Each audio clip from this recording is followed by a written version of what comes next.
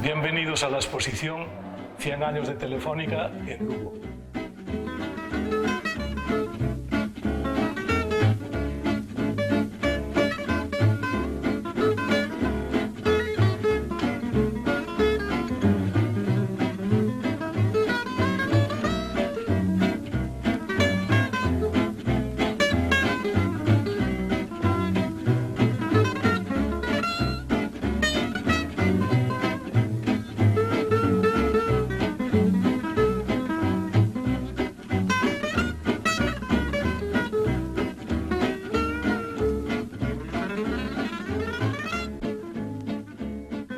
Esta exposición, ubicada en el edificio do Vello Cárcere de Lugo, nos propone un viaje a lo largo de la historia.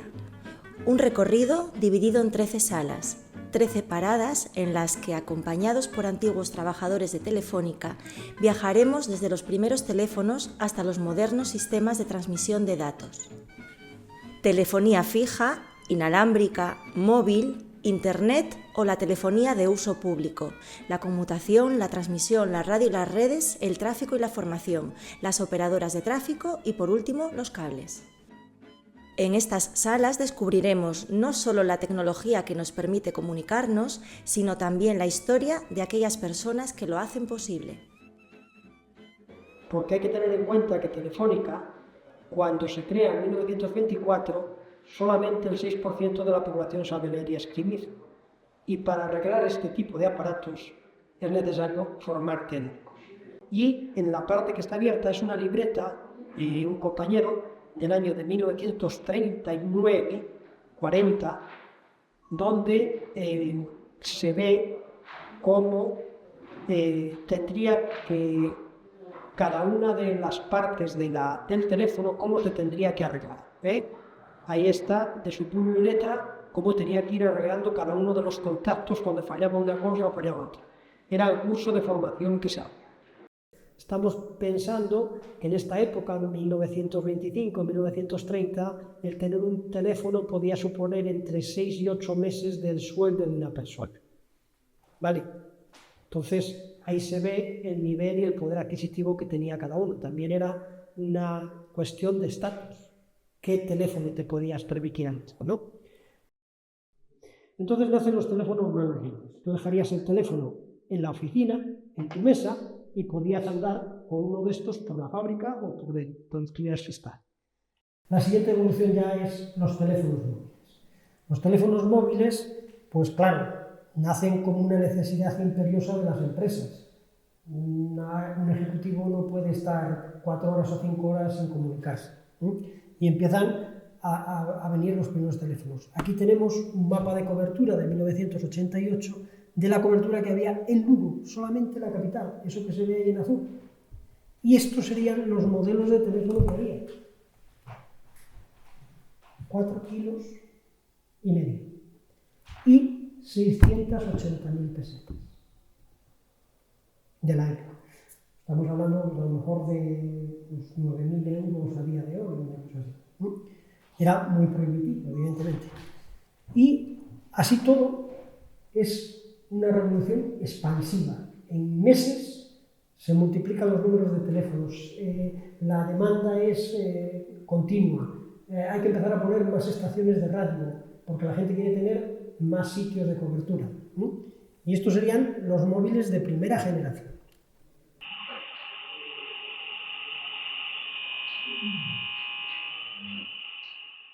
Cuando ya establecías la conexión, tú procesabas aquí el texto que querías y lo enviabas.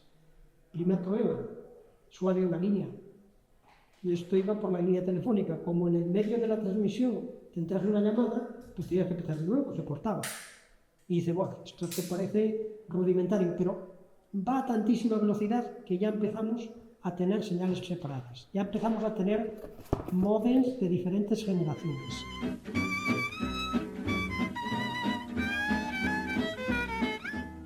Lo que vemos son los teléfonos de uso público.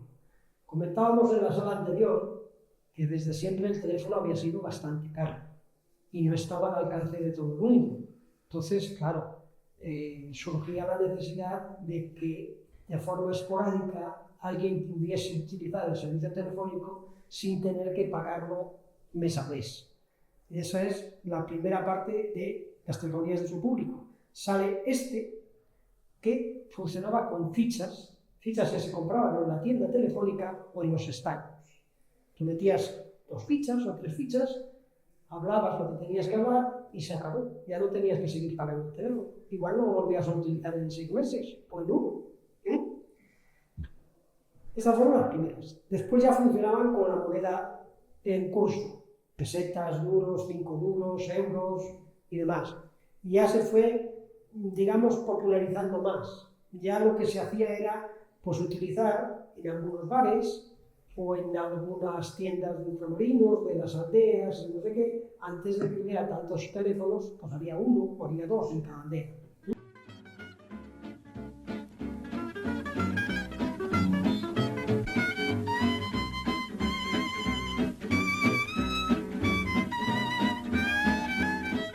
Aquí tenemos lo que se llamaban los interruptores lentos, en este caso pertenecían a las centrales Pentaconta 1000. Los interruptores lentos eran unas levas, como podéis apreciar aquí, donde salían todos los tonos de la central, la señal de llamada, la corriente de llamada, el tono de ocupado, la señal de saturación, cuando no había líneas libres, el nivel muerto, que era cuando marcaba mal el cliente. Todos esos tonos salían de estos interruptores lentos. Estaban duplicados por seguridad en las centrales y funcionaban las 24 horas. Si se paraban los interruptores lentos, no había señal, entonces se comunicaba a la central. De ahí de eso la importancia que tiene. Aquí estos están un poco adaptados, estas luces no existían, las pusimos ahora para la exposición para que la gente vea un poco la cadencia de cada señal.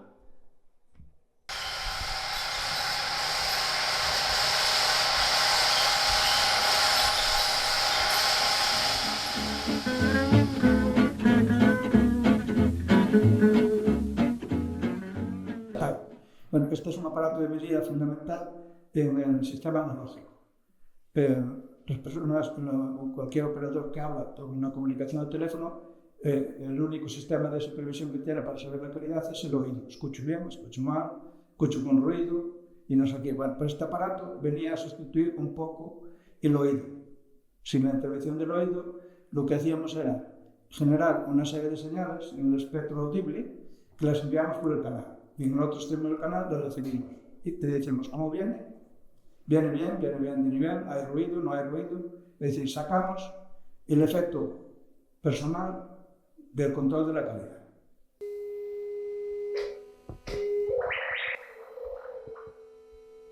Ahora vamos a explicar algo de la radio, del sistema de transmisión por radio. Están instalados. Bueno, aquí se ven los trabajos de mantenimiento de radio para acceder a las estaciones de radio como era. En el invierno, pues campo otra vez y como se podía. Y la mayoría de los problemas que aparecían era precisamente por las inclemencias del tiempo, que acababa sin corriente alterna y había que acceder allí porque a lo mejor el grupo de trabajo no era.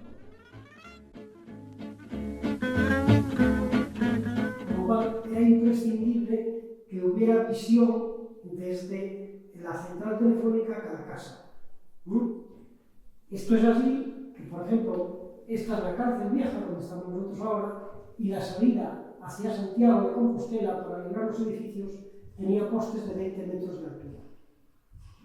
Hay alguna curiosidad importante, por ejemplo, que el Méndez Núñez le tuvieron que dar un permiso especial para que diera un piso más, porque no le llegaban los hilos y no podía tener teléfono.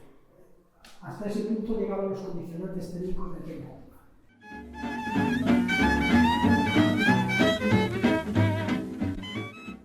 En principio esto todo se llevaba a mano, pero claro, el nivel de la cantidad de clientes, que en aquella época se llamaban abonados, que teníamos, hacía inviable tener ficheros y ficheros con todos los datos personales de la gente. Entonces, lo que se inventó fue esto, las microfichas. Microfichas y el lector de microfichas, que es este aparatito que ves aquí, que lo único que hace es ampliar esto, porque aquí en cada una había 1000 clientes. Entonces, para poderlo ver, como veis, simplemente se deslizaba uno por aquí hasta que localizabas los datos del abonado correspondiente y podías atender si era una ampliación de contrato, si lo que quería saber era lo que tenía contratado o lo que fuese, ¿vale?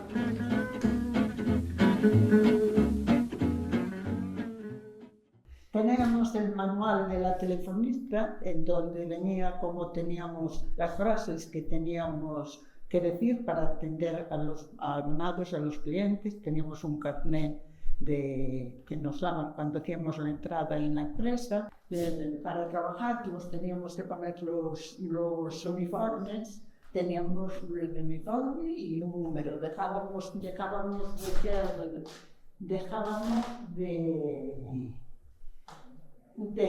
nuestro nombre y pasábamos a tener un número. Fueron de distintas épocas. También en un momento estuvimos movilizadas, pues nos militarizaron y tenemos aquí el carnet.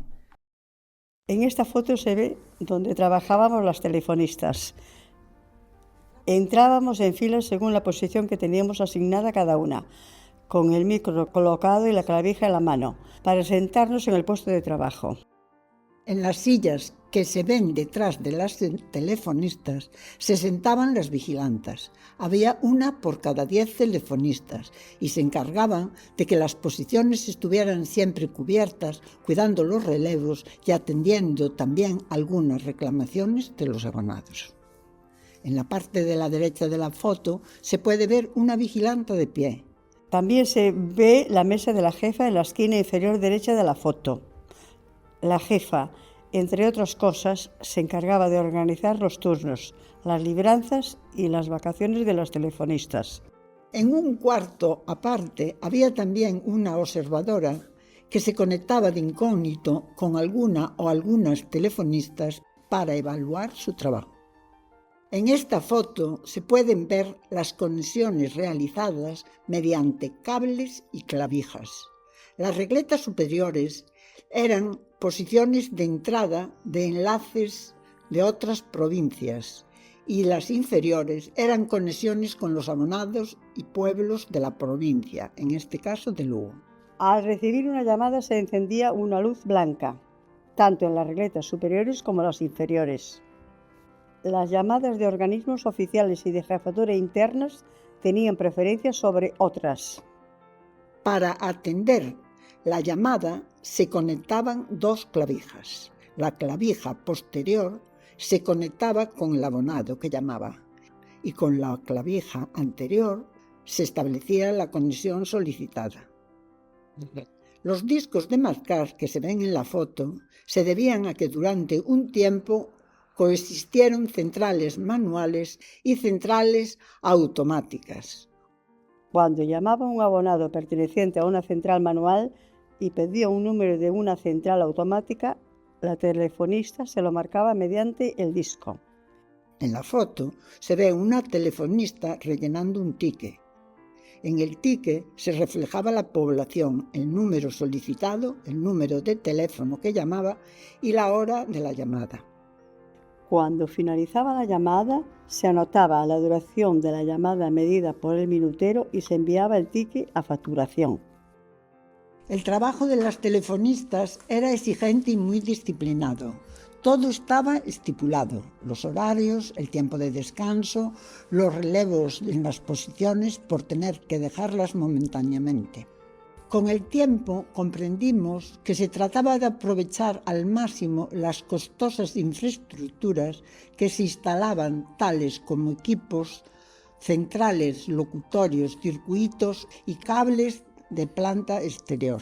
Para las mujeres este trabajo supuso su incorporación al mundo laboral, en una época en la que la mujer apenas trabajaba fuera de casa. Era un trabajo bien considerado socialmente. Sin embargo, hubo un tiempo en que las telefonistas, al casarse, tenían que dejar el trabajo, ya que la compañía les rescindía el contrato. Tampoco contrataban a mujeres casadas. Este trabajo recayó en mujeres porque los hombres, según consta en algún documento de la empresa, no soportaban este nivel de exigencia. Esta es una fotografía de las primeras telefonistas de Lugo. Y las salas de prensa nosotros teníamos el cafecito y los periódicos para ponernos... Y el teléfono para poder hablar nosotros.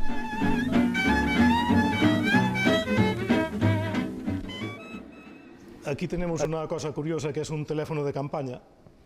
La gente que iba a las averías, tanto de cables urbanos como de interurbanos, para hablar desde el sitio donde igual necesitaba hablar con otros compañeros. Entonces se llevaban estos teléfonos de campaña, se llamaba, haciendo girar la manivela, se conectaban a un cable, por un cable se conectaban con la central o con quien fuera y hablaban entre ellos. Hay que decir que entonces no había teléfonos móviles. Hoy no sería necesario, pero en sus tiempos era necesario. A veces esas cámaras tienen gases, entonces es un problema meterse habiendo gas en la cámara. Estos aparatos medían el gas, si la cámara tenía gas, si tenía gas pues había que ventilarla y no se podía trabajar en ese momento en ella. Es curioso que antes de las cámaras había canarios, igual que en las minas, que también los utilizaban, que cogían una jaula con el canario, metían un canario y veían cómo respondía el canario. Tenemos también aquí otro panel que habla de los cables submarinos, que es algo relativamente desconocido. Tenemos un mapa mundial de cables submarinos donde se ven la cantidad de cables submarinos que hay, cruzando el Atlántico, hacia Asia. Tenemos que decir que de Lugo no sale ninguno, de esta zona norte sale de Bilbao. Aquí tenemos una representación de cómo se tienden los cables. Hay buques cableros que se dedican a instalar los cables. Llevan el cable, lo van soldando y lo van depositando en el fondo del mar. El trazado está estudiado por dónde lo van a hacer. Es un trabajo laborioso. Aquí un ejemplo de un cable en el fondo del mar. Y un problema que hubo, que resolvieron los tiburones, otros peces creo que también, pero los tiburones mordían los cables, entonces tuvieron que hacer unos cables que aguantaran la mordedura del tiburón.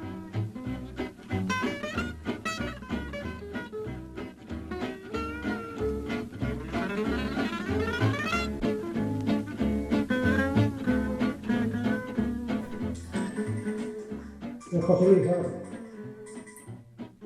Dime, estamos en plena grabación.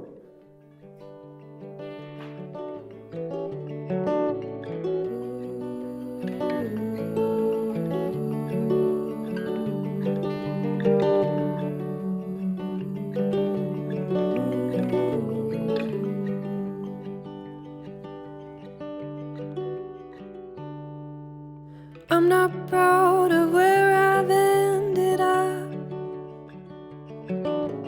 I'm ashamed of certain things I've done. But out of all the scratches, there's a cut that bleeds the worst. Every time I count my blessings, I count you first.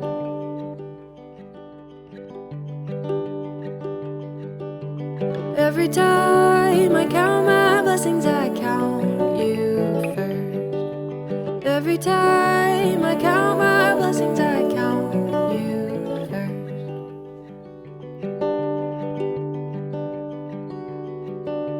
I'm afraid I might have given up. I'm afraid I'm running low on love. I'm afraid that in the end you're more than I deserve. Every time I count my blessings, I count you first.